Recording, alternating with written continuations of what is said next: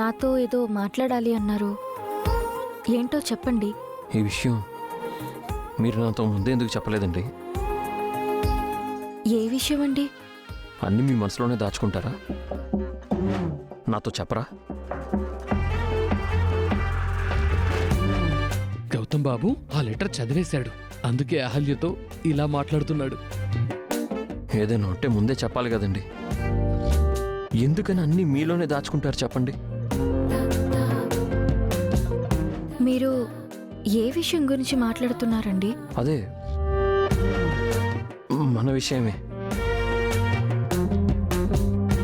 మన విషయమా?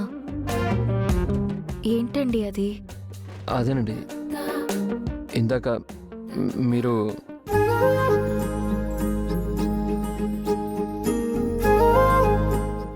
చెప్పండి. ఆగిపోయారే? ఇందాక నేను ఇంట్లో లేనప్పుడు నా కోసం మీరు మా నాన్నమ్మతో మా అక్క బావతో గొడవ పడ్డారు కదా.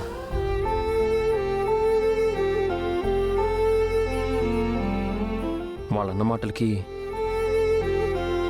నేను మీకు క్షమాపణ చెప్తున్నానండి. వాళ్ళు మిమ్మల్ని అనామకురాలు అనకుండా ఉండాల్సింది. వాళ్ళన్న దాంట్లో తప్పే ఉందండి. నేను నిజంగా అమ్మా నాన్న ఎవరో లేని అనామకురాలనే కదా. మీరింకా అనామకురాలనే అనుకుంటున్నారా? మీకెవరూ లేరని అనుకుంటున్నారా? ఏంటిది? గౌతమ్ బాబు ఇలా మాట్లాడుతున్నారు. నేను రాసిన లెటర్ గురించి కదా మాట్లాడాలి. నాకు మీరున్నారని తెలుసండి, కానీ ఆ విషయం నేను మీతో చెప్పలేను. దయచేసి మీరు ఎప్పుడు అలా అనుకోకండి. మీకు నేనున్నాను, ఈ కుటుంబం ఉంది. ఏదో ఒక రోజు వీళ్ళందరూ మారతారు. వాళ్ళన్న మాటల్ని దయచేసి మనసులో పెట్టుకొని బాధపడకండి. వాళ్ళు నన్ను అన్నందుకు నాకేమీ బాధ లేదండి. నా వల్లే కదా ఇంట్లో గొడవలు జరిగి 2 కుటుంబాలు విడిపోయాయి. నేను అందుకు బాధపడలేదు. నా గురించి మిమ్మల్ని బుద్ధి లేనివాడు అని నానా మాటలన్నారు. అందుకు బాధేసింది. ఇంకెప్పుడు వాళ్ళు మిమ్మల్ని అలా అనకుండా నేను చూసుకుంటానండి. మీరెప్పుడైనా సరే ఇంట్లో ఏదైనా గొడవ జరిగితే నాకు ఫోన్ చేసి చెప్పండి.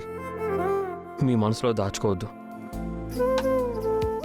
ఇంట్లో ఏ సమస్య వచ్చినా సరే మనసులో పెట్టుకోకుండా నాకు చెప్పండి, నేను చూసుకుంటాను.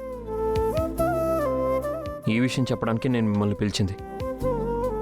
మీకు బాబుకి ఎలాంటి ఇబ్బంది లేకుండా చూసుకునే బాధ్యత నాది.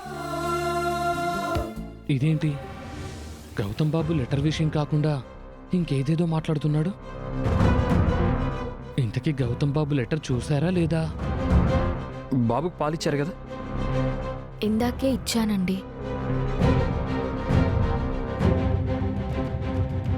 వీళ్ళు లెటర్ గురించి కాకుండా ఇంకా వేరే ఏదేదో మాట్లాడుకుంటున్నారు. అసలు ఇంతకీ ఆ లెటర్ చూసారా లేదా?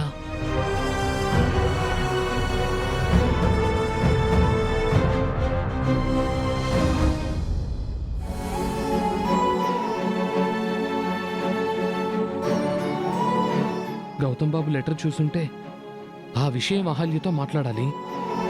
గౌతమ్ బాబు చూడలేదు అంటే ఆ లెటర్ ఎవరు తీశారు? నేను రాసిన లెటర్ ఏమైపోయింది?